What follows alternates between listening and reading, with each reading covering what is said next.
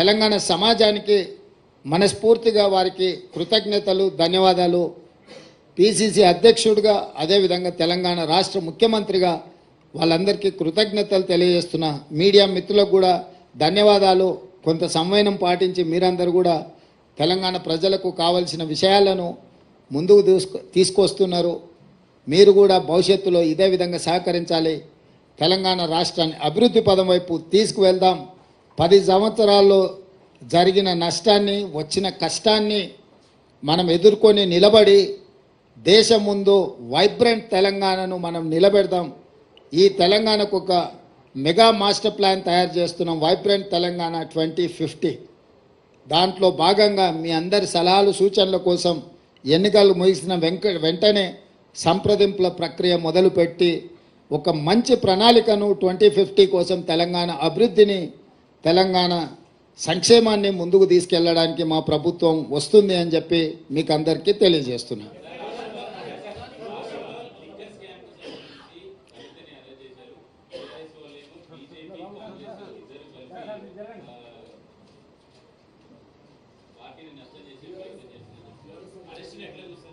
ఇప్పుడు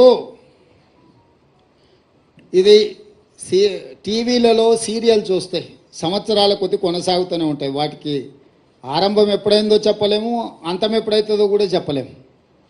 ఈ లిక్కర్ స్కామ్కు సంబంధించి కూడా కేసీఆర్ కుటుంబము, బీజేపీ ప్రభుత్వం నిరంతర ధారావాహికంగా టీవీలలో ఒక సీరియల్ను తలపించే విధంగా నాటకాలకు, డ్రామాలకు తెరలేపినరు.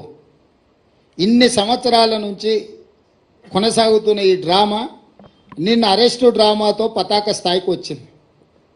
అసలు ఇన్ని రోజుల నుంచి ఇంతమందిని అరెస్టు చేసి ఇప్పటి వరకు అరెస్టు చేయకపోవడము. రెండవది, ఈరోజు ఎన్నికల నోటిఫికేషన్ వస్తుందనంటే ఒకరోజు ముందు అరెస్టు డ్రామాకు తెరలేపడము. దేనికి సంకేతం ఇది?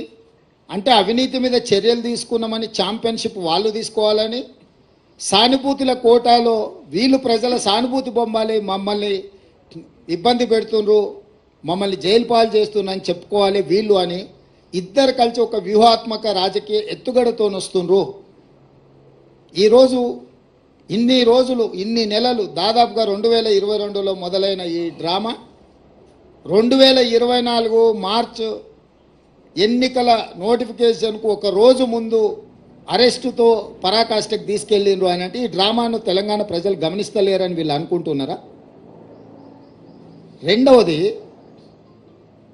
కల్వకుంట్ల కవిత గారు, కల్వకుంట్ల చంద్రశేఖరరావు గారు కూతురింటికి పోలీసులు దాడి చేసి ఢిల్లీ నుంచి ఈడీ అధికారులు వచ్చి అరెస్ట్ చేసి తీసుకెళ్తుంటే బాధ్యత కలిగిన తండ్రిగా చంద్రశేఖరరావు గారు అక్కడికి రాలేదు అంటే దీన్ని ఎట్లా అర్థం చేసుకోవాలి?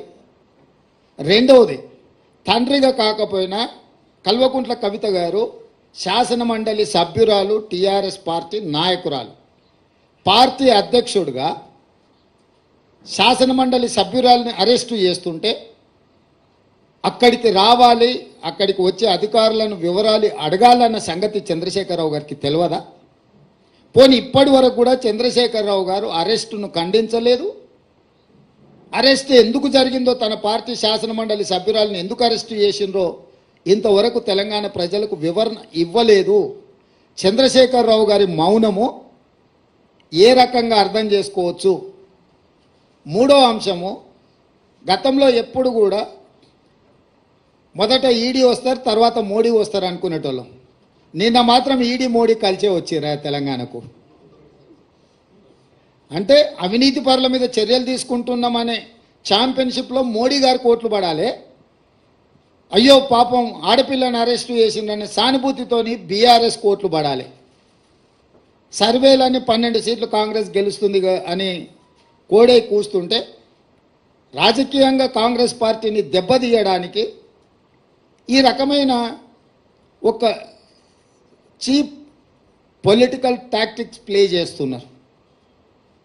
కాబట్టి ఇప్పటికైనా మోడీ గారు, కేసీఆర్ గారు ఈ డ్రామాలు కట్టిపెట్టి 10 సంవత్సరాలు మోడీ గారు తెలంగాణ ప్రజలకు ఏం చేసిండో, పేదలకు ఇండ్లు ఇచ్చిండా, రైతుల ఆదాయం రెండింతలు చేసిండా, ప్రతి సంవత్సరం 2 కోట్ల ఉద్యోగాలు ఇస్తా అన్నాడు. ఇప్పటికీ 20 కోట్ల ఉద్యోగాలు ఇవ్వాలి. తెలంగాణలో ఎన్ని ఉద్యోగాలు ఇచ్చిండో.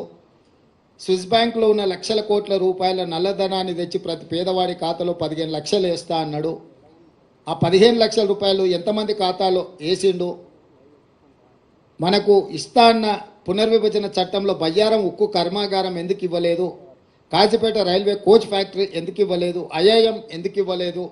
ఎన్టీపీసీలో ఇంకా 2400 మెగావాట్ల విద్యుత్తు ప్రాజెక్టులను ఎందుకు నిర్మించలేదు?